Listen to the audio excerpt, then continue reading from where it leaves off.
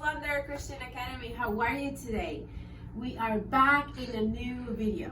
So this is the new pace number 6. This is the last pace you have to do for this quarter, and then you guys will be done with your pace projection. Very good job. So are you ready to start with these stories? This story of today is a very funny animal that does not like to be quiet and still. So we're talking about wild goat, and its name is Ii Ibex-Ii. Here it is. This is Ii Ibex-Ii.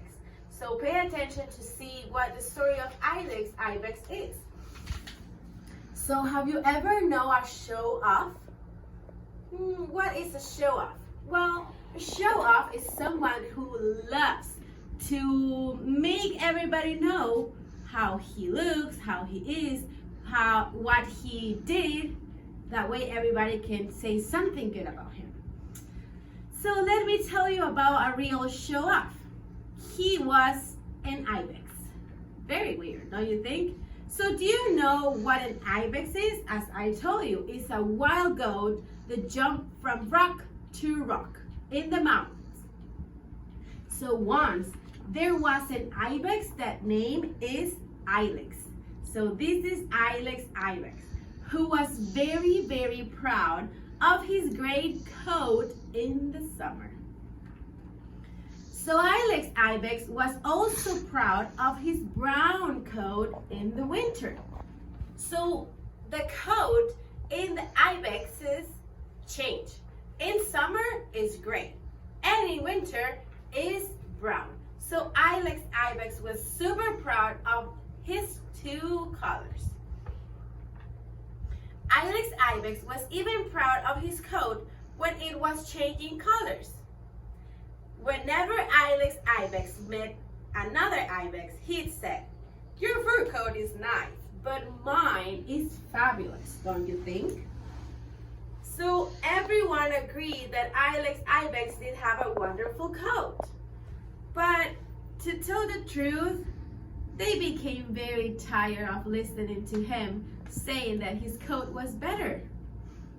That was not nice at all. So one day was as another ibex came to get a drink in a quiet mountain pool. He found Ii Ibex admiring himself in the mirror like water. So Ii was looking himself in the water. Ii Ibex threw up his head and waved his horn proudly like this. "My coat is beginning to turn brownish color. Just look how the light makes it shine." The other ibex only gave a sigh, like his coat was beginning to change too. I mean, it's not very special. All the ibexes do that. All the ibexes' coats do that. So after all, that's how an ibex is. Gray in summer, brown in winter. Not a big deal. So proud Ii Ibex kept on admiring himself. "Did you ever see such a fine coat as mine?" he asked. "I really feel quite proud of it." As the other ibex looked at Ii Ibex, he inquired, "You must be very wise. What do you do to make your coat so nice?" "Why, I took care of my coat, of course," answered Ii Ibex. "Yes," the ibex friend agreed. "But do you do something wise to make it look so fine and nice?" Ii Ibex, so he then looked at himself and said, "Well, no. I guess I didn't grow that way because of any special thing I do. God gave me a coat like this, and that's it." "Well, I know what it might be," said the other ibex. "You must be an especially good ibex to be so handsome. Maybe your good coat shows that you're kind. unselfish, and always thoughtful to others. But actually, Ii Ibex was not like that. So Ii Ibex really screamed down. Now, Ii Ibex remembered how he had once made fun of a scrawny ibex with thin fur. Ii Ibex remembered pushing aside a smaller ibex to get a nice clump of juicy grass. And Ii Ibex remembered his bragging and showing off. Suddenly, Ii Ibex did not feel proud at all, because he was not nice with the rest of the ibexes. Well, no, said Ii Ibex. I'm afraid. It isn't because I'm good. In fact, I guess I really haven't done anything to deserve my beautiful coat. It's not wise to think so highly of yourself. Maybe you should be thankful for your fine coat, as I am for mine. I'm glad to have a warm coat, answered the wise ibex. Right, replied Ii Ibex as he humbly looked at his coat. I will forget my pride and be thankful for my nice coat. So Ii Ibex learned that the most beautiful thing that you can have is a good heart. It doesn't matter how your hair looks, if you have blue eyes, green eyes, black eyes, brownish eyes, it doesn't matter how beautiful you are. The only important thing that will make you look beautiful is your heart, the way that you treat others. That is what makes you beautiful, and that's what should make you proud. So this is the story of Ii Ibex. Let's review the letter. So here I have the card, and let's try it together. Ibex.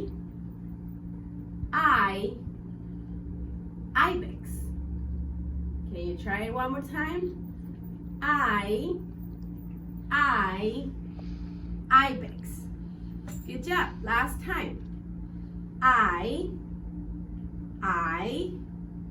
Ibex. Very good job. Now we're going to listen to the song. Did you like the song? I love that song. Now we're going to start with another story. This story is also with letter I, but has a different sound and a different animal. And this animal is not a bird. This animal does not fly. This animal has not feathers. This animal has not even legs. So this animal is a worm, but not whatever kind of worm. It's an inchworm. Have you seen an inchworm before? They are very slow walking. They never go fast. They don't walk or jump or run. They just go as slow as they can. So this animal of today is Ii Inchworm. Ii Inchworm was his name. So Ii Inchworm was an inchworm, of course. Ii Inchworm traveled by moving his body section by section and inch by inch. So it was a pretty good way to travel. Ii Inchworm always got where he was going, but he thought that it was very slow and he really wanted to go faster. Ii Inchworm really admired Itsy Bitsy Cricket. Itsy Bitsy Cricket could take a big long hop and just get wherever she wants as fast as she can. So she covered distances that took Ii Inchworm a long time to travel. I want to jump like you, Itsy Bitsy, said Ii Inchworm. Yes, you really move slow, her friend said. Well, sooner or later I can get just about anywhere, he said. But it will be such fun to jump and hop as you do.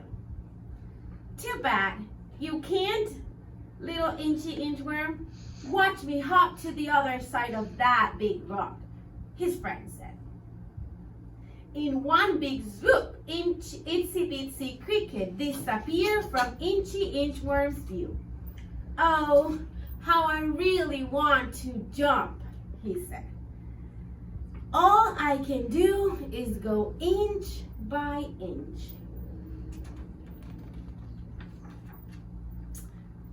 Just about that time, Inchworm noticed a bird flying to the limb of nearby tree. And do you know what the birds like to eat? Yes, crickets and inchworms. So, oh, Inchworm said, I better be quiet and still and do not move. I don't want that bird to eat me. Inchworm thought, that bird looks very hungry to me, and I think he'll love to have an inchworm for lunch. So quick as a wink, Inchworm flattened himself out and stayed perfectly still. And his friend came out. Itsy Bitsy at that instant came hopping back. Itsy Bitsy Cricket was really showing off her jumping because Itsy Bitsy knew that Inchworm wanted to be able to hop like him. Not only was Itsy Bitsy Cricket jumping extra high, but also she was making a lot of noise. Look at me, look at me, look at me, Inchworm. I jump high like a tree. Itsy Bitsy Cricket sang out as he jumped back and forth around Inchworm. Do you suppose Itsy Bitsy Cricket doesn't see the bird? Well, Inchworm wondered, that bird just might like a cricket lunch. Itsy Bitsy, you'd better look out. Be careful, be quiet, yelled Inchworm. Suddenly, there was a zoop from the nearby tree and a whirring of feathers. Inchworm closed his eyes tightly and stayed as still as possible. When he opened his eyes again, there was not a cricket to be seen. Itsy Bitsy Cricket was gone, even though Inchworm was saddened to lose his friend. He sighed. Woof! It's a good thing that I can hope, I guess. Inching alone is a pretty good way to travel after all. It's better to me, inching alone and doing things just the way God made me. This is the end of the story. So as you see, Itsy Bitsy was showing off her talents. And she was making Inchworm feel a little bit bad because he couldn't do what she did. But at the end, Inchworm said thank you to God because he could do all those things in a slow mode, but he could. And he was saved because all the talent that God gave him. And we're going to meet the letter. So this is the inchworm letter. We have letter I. The sound is I. And the animal, inchworm. Let's say it together. I. Inchworm. One more time. I. Inchworm. Last time. I. Inchworm. Very good job. Now we're going to listen to the inchworm song. Do you hear that song? Pretty slow, right? Just as inchworm. Now we have another animal. And this animal does have feathers and does flies. But the best thing that this animal loves to do is to swim. So can you think in one animal? Yes, it is a duck. So this is David Duck.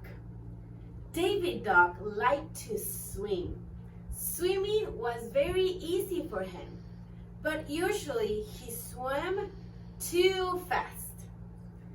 David Dog loved to eat, but usually David Dog eats too much. David Dog liked to quack, quack, quack, but guess what?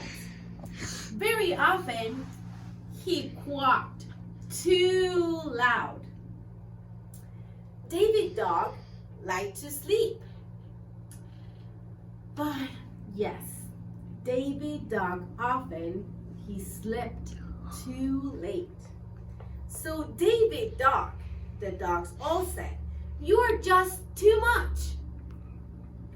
David Dog said, "Mama Dog, you need to learn to be more temperate and to use self-control." "Why, Mama? I don't have a temper," said David Dog. "I don't mean you have a temper, David Dog. I mean that you do many things to extremes. You need more self-control." "What do I do to extremes, Mama?" "Oh, David Dog, you do many things to extreme. You eat too much, swim too fast, quack so loud, and sleep too late." "But why not, Mama? I love to swim, I love to eat, I love to sleep, and I love to quack. Why shouldn't I do them as loudly or as fast or as much as I want?" "Because it is good to be temperate in some things, David Dog. It will be better if you are it must be better if you ate a little bit less, or you swam slower sometimes, or you quack more softly, or you sleep a little bit less," said Mama Dog. "Someday, David Dog, you will learn the lesson." And you know when Mom said that, guess what? Yes, we learned the lesson. The next page. One day, David Dog and all his family went to swim. David Dog saw a black water bug on the bottom of the pond. "I think I can get that," he said. He dipped his bill, kicked up his feet, and flipped his wings, and down he dived to the bottom. I did, cried David Dog. "I can dive." "Good for you, David Dog," Mama said. "I'm glad that you can dive. I hope that you can use self-control too." About that time, David Dog saw another nice bug in the water. "I am a good diver," David Dog thought. "I can really get that big bug in a hurry." He called to his mama, "Mama, Mama, watch me dive." David Dog gave a special big dip with his bill. He kicked his legs particularly high. He gave a mighty flip on his wings, and down, down went David Dog. He went down, down, down to the bottom. David Dog dived down past the bog, down past the weeds, down into the mud, down farther and farther. David Dog had really done it this time. So David Dog had really done it this time. He had dived too deep. His bill went down, down, down through the soft mud and down into the thick clay, and it got stuck.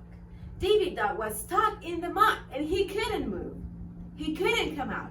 So he wiggled his head.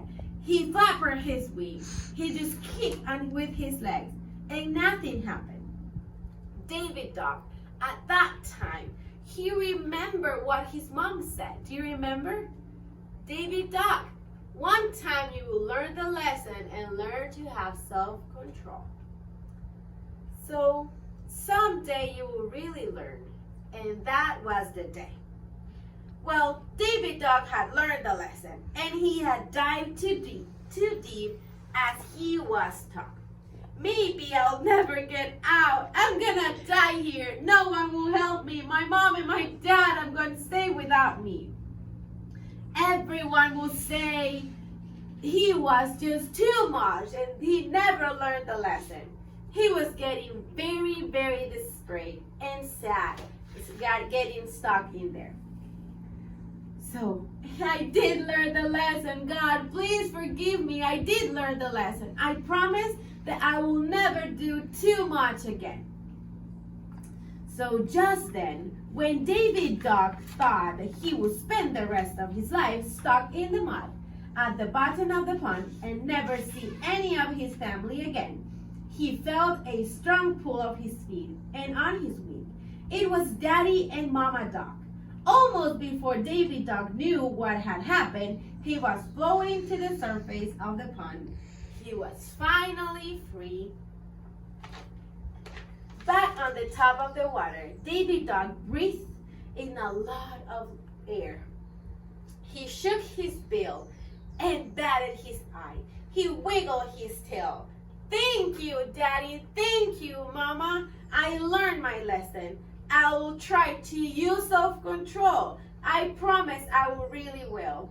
I'll stop eating too much, sleeping too long, swimming too fast, and quacking too loud. Mama, never, never again. I promise I will. So David Dog said, Mama, sorry, I learned my lesson. I promise that I will never, never, never again dive too deep. The end. So this is the story of David Dog. And now we're going to learn that letter and the sound. Here it is. This is letter D. The sound is D. And the animal, duck.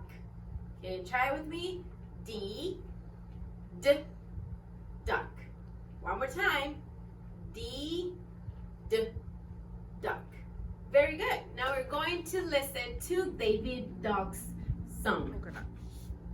Okay, friends, now that we are done with all the stories of this week, right there in your packet, if you can check out, this is a lot of handwriting. So you will be practicing handwriting your name, handwriting your last name, lots of handwriting, more handwriting, more handwriting. Guess what? More handwriting and more handwriting. And then you will get to this page, where I want you to pay attention and listen to the names that I'm going to tell you. Here it says, write it, then the I, write I, the big I and small I, under the pictures that sounds like it. Okay, so let's listen.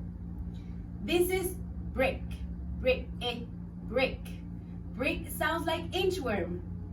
Yes, so you have to write I. Okay, kite, kite sounds like eh. Prince, prince,